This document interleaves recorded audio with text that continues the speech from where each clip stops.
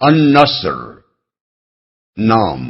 پہلی آیت اذا جاء نصر اللہ کے لفظ نصر کو اس سورہ کا نام قرار دیا گیا ہے۔ زمانہ نزول حضرت عبداللہ بن عباس رضی اللہ عنہ کا بیان ہے کہ یہ قرآن مجید کی آخری سورت ہے، یعنی اس کے بعد کوئی مکمل سورت حضور صلی اللہ علیہ وسلم پر نازل نہیں ہوئی۔ مسلم، نسائی، طبرانی، ابن ابی شیبہ، ابن مردوے۔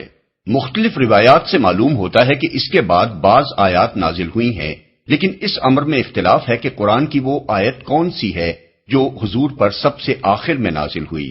بخاری و مسلم میں حضرت براء بن عازب کی روایت یہ ہے کہ وہ سورہ نساء کی آخری آیت یستفتونک قل اللہ یفتیکم فی الکلالہ ہے۔ امام بخاری نے ابن عباس رضی اللہ عنہ کا قول نقل کیا ہے کہ آیت ربا، یعنی جس آیت میں سود کی حرمت کا حکم دیا گیا ہے، قرآن کی سب سے آخری آیت ہے۔ اس کی تائید ان روایات سے بھی ہوتی ہے جو امام احمد، ابن ماجہ اور ابن مردوے نے حضرت عمر سے نقل کی ہے، مگر ان میں یہ نہیں کہا گیا ہے کہ یہ آخری آیت ہے، بلکہ حضرت عمر رضی اللہ عنہ کا قول یہ ہے کہ یہ سب سے آخر میں نازل ہونے والی آیات میں سے ہے۔ ابو عبید نے فضائل قرآن میں امام زہری کا اور ابن جریر نے اپنی تفسیر میں حضرت سعید بن مسیب کا قول نقل کیا ہے کہ آیت ربا اور آیت دین یعنی سورہ بقرہ رکوع 38 اور 39 قرآن میں نازل ہونے والی آخری آیات ہیں۔ نسائی، ابن مردوے اور ابن جریر نے حضرت عبداللہ بن عباس رضی اللہ عنہ کا ایک دوسرا قول یہ نقل کیا ہے کہ وَاتَّقُوا يَوْمًا تُرْجَعُونَ فِيهِ البقرہ 281 قرآن کی آخری آیت ہے۔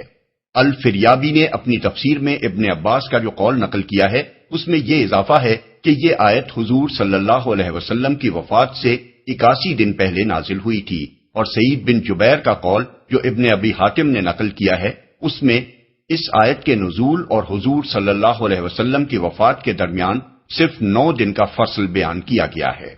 امام احمد کی مسند اور امام حاکم کی المستدرک میں حضرت ابی بن کعب کی روایت یہ ہے کہ سورہ توبہ کی آیات 128، 129 سب سے آخر میں نازل ہوئی ہیں۔ حضرت عبداللہ بن عمر رضی اللہ عنہ کی روایت ہے کہ یہ سورت حجۃ الوداع کے موقع پر ایام تشریق کے وسط میں بمقام منی نازل ہوئی، اور اس کے بعد حضور صلی اللہ علیہ وسلم نے اپنی اونٹنی پر سوار ہو کر اپنا مشہور خطبہ ارشاد فرمایا۔ ترمذی، بزار، بیہقی، ابن ابی شیبہ، عبد بن حمید، ابو یعلا، ابن مردوے۔ بیہقی نے کتاب الحج میں حضرت سرہ بنت بنہان کی روایت سے حضور صلی اللہ علیہ وسلم کا وہ خطبہ نقل کیا ہے جو آپ نے اس موقع پر ارشاد فرمایا تھا۔ وہ کہتی ہیں کہ میں نے حجۃ الوداع میں حضور صلی اللہ علیہ وسلم کو یہ فرماتے سنا کہ لوگوں جانتے ہو کہ یہ کون سا دن ہے؟ لوگوں نے عرض کیا اللہ اور اس کے رسول کو زیادہ علم ہے۔ فرمایا یہ ایام تشریق کے بیچ کا دن ہے۔ پھر آپ نے پوچھا جانتے ہو یہ کون سا مقام ہے؟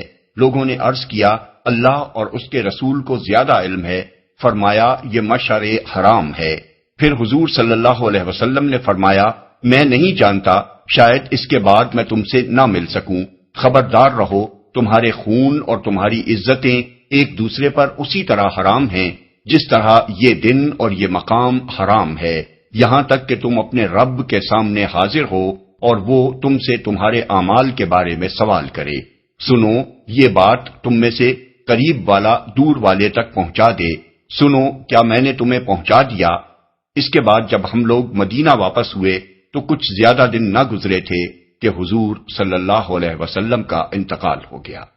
ان دونوں روایتوں کو ملا کر دیکھا جائے تو معلوم ہوتا ہے کہ سورہ نصر کے نزول اور رسول اللہ صلی اللہ علیہ وسلم کی وفات کے درمیان 3 مہینے کچھ دن کا فصل تھا، کیونکہ تاریخ کی روح سے حجۃ الوداع اور حضور صلی اللہ علیہ وسلم کے وصال کے درمیان اتنا ہی زمانہ گزرا تھا۔ ابن عباس رضی اللہ عنہ کا بیان ہے کہ جب یہ سورت نازل ہوئی تو حضور صلی اللہ علیہ وسلم نے فرمایا مجھے میری وفات کی خبر دے دی گئی ہے اور میرا وقت آن پورا ہوا۔ مسند احمد، ابن جریر، ابن المنذر، ابن مردوے۔ دوسری روایات جو حضرت عبداللہ بن عباس رضی اللہ عنہ سے منقول ہوئی ہیں ان میں بیان کیا گیا ہے کہ اس سورت کے نزول سے حضور صلی اللہ علیہ وسلم نے یہ سمجھ لیا تھا کہ آپ صلی اللہ علیہ وسلم کو دنیا سے رخصت ہونے کی اطلاع دے دی گئی ہے۔ مسند احمد، ابن جریر، طبرانی، نسائی، ابن ابی حاتم، ابن مردوے۔ ام المومنین حضرت ام حبیبہ رضی اللہ عنہا فرماتی ہیں، جب یہ سورت نازل ہوئی تو حضور صلی اللہ علیہ وسلم نے فرمایا، اس سال میرا انتقال ہونے والا ہے۔ یہ بات سن کر حضرت فاطمہ رضی اللہ عنہا رو دیں۔ اس پر آپ صلی اللہ علیہ وسلم نے فرمایا، میرے خاندان میں سے تم ہی سب سے پہلے مجھ سے آ کر ملو گی۔ یہ سن کر وہ ہنس دیں۔ ابن ابی حاتم، ابن مردوے۔ قریب قریب اسی مضمون کی روایت بیہقی نے ابن عباس رضی اللہ عنہ سے نقل کی ہے۔ ابن عباس رضی اللہ عنہ فرماتے ہیں کہ حضرت عمر رضی اللہ عنہ مجھے غزوہ بدر میں شریک ہونے والے بڑے بڑے شیوخ کے ساتھ اپنی مجلس میں بلاتے تھے۔ یہ بات بعض بزرگوں کو ناگوار گزری اور انہوں نے کہا، ہمارے لڑکے بھی تو اسی لڑکے جیسے ہیں، اس کو خاص طور پر کیوں ہمارے ساتھ شریک مجلس کیا جاتا ہے؟ امام بخاری اور ابن جریر نے تصریح کی ہے کہ یہ بات کہنے والے حضرت عبد الرحمن بن عوف رضی اللہ عنہ تھے۔ حضرت عمر رضی اللہ عنہ نے فرمایا کہ علم کے لحاظ سے اس کا جو مقام ہے وہ آپ لوگ جانتے ہیں۔ پھر ایک روز انہوں نے شیوخ بدر کو بلایا اور مجھے بھی ان کے ساتھ بلا لیا۔ میں سمجھ گیا کہ آج مجھے یہ دکھانے کے لیے بلایا گیا ہے کہ مجھ کو ان کی مجلس میں کیوں شریک کیا جاتا ہے۔ دوران گفتگو میں حضرت عمر رضی اللہ عنہ نے شیوخ بدر رضی اللہ عنہما سے پوچھا کہ آپ حضرات اذا جاء نصر اللہ والفتح کے بارے میں کیا کہتے ہیں؟ بعض نے کہا، اس میں ہمیں حکم دیا گیا ہے کہ جب اللہ کی نصرت آئے اور ہم کو فتح نصیب ہو تو ہم اللہ کی حمد اور اس سے استغفار کریں۔ بعض نے کہا کہ اس سے مراد شہروں اور قلعوں کی فتح ہے۔ بعض خاموش رہے۔ اس کے بعد حضرت عمر رضی اللہ عنہ نے کہا، ابن عباس کیا تم بھی یہی کہتے ہو؟ میں نے کہا نہیں۔ انہوں نے پوچھا، پھر تم کیا کہتے ہو؟ میں نے عرض کیا، اس سے مراد رسول اللہ صلی اللہ علیہ وسلم کی اجل ہے۔ اس میں حضور صلی اللہ علیہ وسلم کو خبر دی گئی ہے کہ جب اللہ کی نصرت آ جائے اور فتح نصیب ہو جائے تو یہ اس بات کی علامت ہے کہ آپ صلی اللہ علیہ وسلم کا وقت آن پورا ہوا۔ اس کے بعد آپ اللہ کی حمد اور استغفار کریں۔ اس پر حضرت عمر رضی اللہ عنہ نے فرمایا، میں بھی اس کے سوا کچھ نہیں جانتا جو تم نے کہا ہے۔ ایک روایت میں اس پر یہ اضافہ ہے کہ حضرت عمر رضی اللہ عنہ نے شیوخ بدر رضی اللہ عنہما سے فرمایا، آپ لوگ مجھے کیسے ملامت کرتے ہیں جبکہ اس لڑکے کو اس مجلس میں شریک کرنے کی وجہ آپ نے دیکھ لی۔ بخاری، مسند احمد، ترمذی، ابن جریر، ابن مردوے، بغوی، بیہقی اور ابن المنذر۔ موضوع اور مضمون۔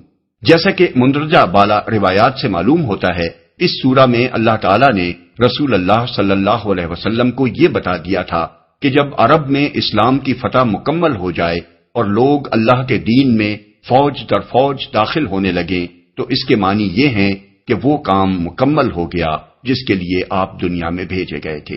اس کے بعد آپ کو حکم دیا گیا کہ آپ اللہ کی حمد اور اس کی تسبیح کرنے میں مشغول ہو جائیں کہ اس کے فضل سے آپ اتنا بڑا کام انجام دینے میں کامیاب ہوئے، اور اس سے دعا کریں کہ اس خدمت کی انجام دہی میں جو بھول چوک یا کوتاہی بھی آپ سے ہوئی ہو اسے وہ معاف فرما دے۔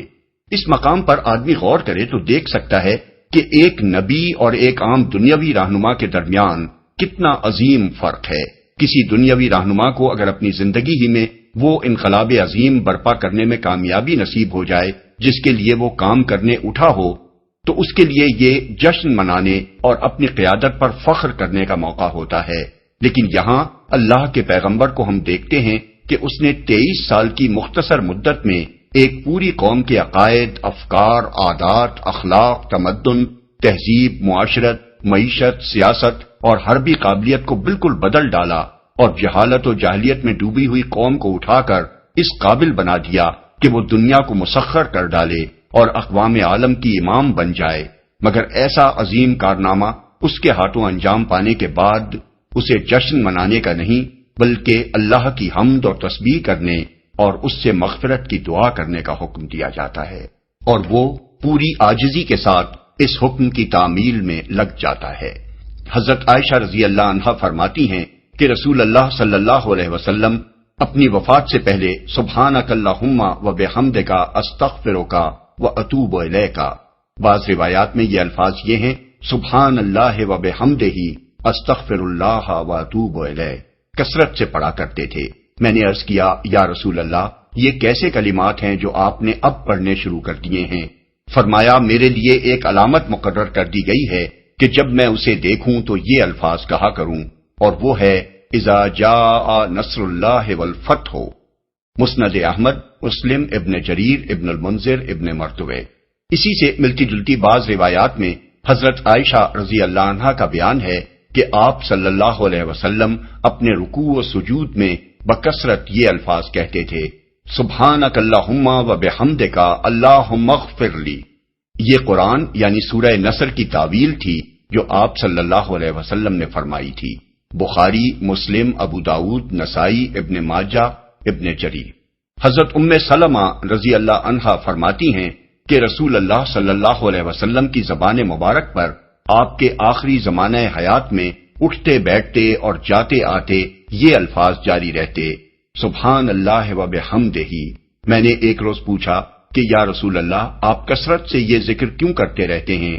فرمایا مجھے اس کا حکم دیا گیا ہے۔ پھر آپ نے یہ سورت پڑھی۔ ابن جریر۔ حضرت عبداللہ بن مسعود رضی اللہ عنہ کی روایت ہے، جب یہ سورت نازل ہوئی تو رسول اللہ صلی اللہ علیہ وسلم کثرت سے یہ ذکر فرماتے رہتے، سبحانک اللہم و بحمدک اللہم اغفر لی، سبحانک ربنا و بحمدک اللہم اغفر لی انک انت التواب الغفور۔ ابن جریر، مسند احمد، ابن ابی حاتم۔ ابن عباس رضی اللہ عنہ کا بیان ہے کہ اس سورت کے نازل ہونے کے بعد رسول اللہ صلی اللہ علیہ وسلم آخرت کے لیے محنت و ریاضت کرنے میں اس قدر شدت کے ساتھ مشغول ہو گئے جتنے اس سے پہلے کبھی نہ ہوئے تھے۔ نسائی، طبرانی، ابن ابی حاتم، ابن مردوے۔ بسم اللہ الرحمن الرحیم۔ شروع اللہ کے نام سے جو رحمان و رحیم ہے۔ اذا جاء نصر اللہ والفتح ورأيت الناس يدخلون في دين الله أفواجا فسبح بحمد ربك واستغفره إنه كان توابا۔ جب اللہ کی مدد آ جائے اور فتح نصیب ہو جائے، اور اے نبی تم دیکھ لو کہ لوگ فوج در فوج اللہ کے دین میں داخل ہو رہے ہیں، تو اپنے رب کی حمد کے ساتھ اس کی تسبیح کرو اور اس سے مغفرت کی دعا مانگو، بے شک وہ بڑا توبہ قبول کرنے والا ہے۔ فتح نصیب ہو جائے۔ فتح سے مراد کسی ایک مارکے میں فتح نہیں، بلکہ وہ فیصلہ کن فتح ہے جس کے بعد ملک میں کوئی طاقت اسلام سے ٹکر لینے کے قابل باقی نہ رہے، اور یہ امر واضح ہو جائے کہ اب عرب میں اسی دین کو غالب ہو کر رہنا ہے۔ بعض مفسرین نے اس سے مراد فتح مکہ لی ہے، لیکن فتح مکہ سن 8 ہجری میں ہوئی ہے اور اس سورہ کا نزول سن 10 ہجری کے آخر میں ہوا ہے، جیسا کہ حضرت عبداللہ بن عمر اور حضرت سرہ بنت نبہان کی ان روایات سے معلوم ہوتا ہے جو ہم نے دیباچے میں نقل کی ہیں۔ علاوہ بریں حضرت عبداللہ بن عباس کا یہ قول بھی اس تفسیر کے خلاف پڑتا ہے کہ یہ قرآن مجید کی سب سے آخری سورت ہے، کیونکہ اگر فتح سے مراد فتح مکہ ہو تو پوری سورہ توبہ اس کے بعد نازل ہوئی تھی، پھر یہ سورت آخری سورت کیسے ہو سکتی ہے؟ بلا شبہ فتح مکہ اس لحاظ سے فیصلہ کن تھی کہ اس نے مشرکین عرب کی ہمتیں پست کر دی تھیں، مگر اس کے بعد بھی ان میں کافی دمخم باقی تھا۔ طائف اور حنین کے مارکے اس کے بعد ہی پیش آئے اور عرب پر اسلام کا غلبہ مکمل ہونے میں تقریباً 2 سال صرف ہوئے۔ داخل ہو رہے ہیں یعنی وہ زمانہ رخصت ہو جائے جب ایک ایک 2 کر کے لوگ اسلام میں داخل ہوتے تھے، اور وہ وقت آ جائے جب پورے قبیلے اور بڑے بڑے علاقوں کے باشندے کسی جنگ اور کسی مزاحمت کے بغیر از خود مسلمان ہونے لگیں۔ یہ کیفیت سن 9 ہجری کے آغاز سے رونما ہونی شروع ہوئی، جس کی وجہ سے اس سال کو سال وفود کہا جاتا ہے۔ عرب کے گوشے گوشے سے وفد پر وفد رسول اللہ صلی اللہ علیہ وسلم کی خدمت میں حاضر ہونے لگے اور اسلام قبول کر کے آپ کے دست مبارک پر بیعت کرنے لگے، یہاں تک کہ سن 10 ہجری میں جب حضور حجۃ الوداع کے لیے تشریف لے گئے اس وقت پورا عرب اسلام کے زیر نگین ہو چکا تھا اور ملک میں کوئی مشرک باقی نہ رہا تھا۔ تسبیح کرو۔ حمد سے مراد اللہ تعالیٰ کی تعریف و ثنا کرنا بھی ہے اور اس کا شکر ادا کرنا بھی، اور تسبیح سے مراد اللہ تعالیٰ کو ہر لحاظ سے پاک اور منزہ قرار دینا ہے۔ اس موقع پر یہ ارشاد کہ اپنے رب کی قدرت کا یہ کرشمہ جب تم دیکھ لو تو اس کی حمد کے ساتھ اس کی تسبیح کرو۔ اس میں حمد کا مطلب یہ ہے کہ اس عظیم کامیابی کے متعلق تمہارے دل میں کبھی اس خیال کا کوئی شائبہ تک نہ آئے کہ یہ تمہارے اپنے کمال کا نتیجہ ہے، بلکہ اس کو سراسر اللہ کا فضل و کرم سمجھو۔ اس پر اس کا شکر ادا کرو اور قلب و زبان سے اس امر کا اعتراف کرو کہ اس کامیابی کی ساری تعریف اللہ ہی کو پہنچتی ہے۔ اور تسبیح کا مطلب یہ ہے کہ اللہ کو اس سے پاک اور منزہ قرار دو کہ اس کے کلمے کا بلند ہونا تمہاری کسی سعی و کوشش کا محتاج یا اس پر منحصر تھا۔ اس کے برعکس تمہارا دل اس یقین سے لبریز رہے کہ تمہاری سعی و کوشش کی کامیابی اللہ کی تائید و نصرت پر منحصر تھی۔ وہ اپنے جس بندے سے چاہتا اپنا کام لے سکتا تھا، اور یہ اس کا احسان ہے کہ اس نے یہ خدمت تم سے لی اور تمہارے ہاتھوں اپنے دین کا بول بالا کرایا۔ اس کے علاوہ تسبیح یعنی سبحان اللہ کہنے میں ایک پہلو تعجب کا بھی ہے۔ جب کوئی محیر العقول واقعہ پیش آتا ہے تو آدمی سبحان اللہ کہتا ہے، اور اس کا مطلب یہ ہوتا ہے کہ اللہ ہی کی قدرت سے ایسا حیرت انگیز واقعہ رونما ہوا ہے، ورنہ دنیا کی کسی طاقت کے بس میں نہ تھا کہ ایسا کرشمہ اس سے صادر ہو سکتا۔ مغفرت کی دعا مانگو، یعنی اپنے رب سے دعا مانگو کہ جو خدمت اس نے تمہارے سپرد کی تھی اس کو انجام دینے میں تم سے جو بھول چوک یا کوتاہی بھی ہوئی ہو اس سے چشم پوشی اور درگزر فرمائے۔ یہ ہے وہ ادب جو اسلام میں بندے کو سکھایا گیا ہے۔ کسی انسان سے اللہ کے دین کی خواہ کیسی ہی بڑی سے بڑی خدمت انجام پائی ہو، اس کی راہ میں خواہ کتنی ہی قربانیاں اس نے دی ہوں، اور اس کی عبادت و بندگی بجا لانے میں خواہ کتنی ہی جانفشانیاں اس نے کی ہوں، اس کے دل میں کبھی یہ خیال تک نہ آنا چاہیے کہ میرے اوپر میرے رب کا جو حق تھا وہ میں نے پورا کا پورا ادا کر دیا ہے، بلکہ اسے ہمیشہ یہی سمجھنا چاہیے کہ جو کچھ مجھے کرنا چاہیے تھا وہ میں نہیں کر سکا، اور اسے اللہ سے یہی دعا مانگنی چاہیے کہ اس کا حق ادا کرنے میں جو کوتاہی بھی مجھ سے ہوئی ہو اس سے درگزر فرما کر میری حقیر سی خدمت قبول فرما لے۔ یہ ادب جب رسول اللہ صلی اللہ علیہ وسلم کو سکھایا گیا، جن سے بڑھ کر خدا کی راہ میں سعی و جہد کرنے والے کسی انسان کا تصور تک نہیں کیا جا سکتا، تو دوسرے کسی کا یہ مقام کہاں ہو سکتا ہے کہ وہ اپنے عمل کو کوئی بڑا عمل سمجھے اور اس غرے میں مبتلا ہو کہ اللہ کا جو حق اس پر تھا وہ اس نے ادا کر دیا ہے۔ اللہ کا حق اس سے بہت بالا و برتر ہے کہ کوئی مخلوق اسے ادا کر سکے۔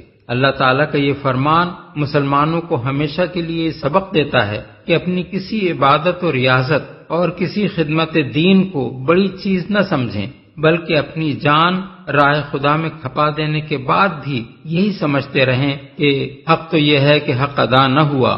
اسی طرح جب کبھی انہیں کوئی فتح نصیب ہو اسے اپنے کسی کمال کا نہیں بلکہ اللہ کے فضل ہی کا نتیجہ سمجھیں، اور اس پر فخر و غرور میں مبتلا ہونے کے بجائے اپنے رب کے سامنے عاجزی کے ساتھ سر جھکا کر حمد و تسبیح اور توبہ و استغفار کریں۔ سید ابو العلا مودودی کی مارکۃ الآراء تصنیف تفہیم القرآن کی یہ CD ادارہ ترجمان القرآن کے لیے سماع و بصر نے تیار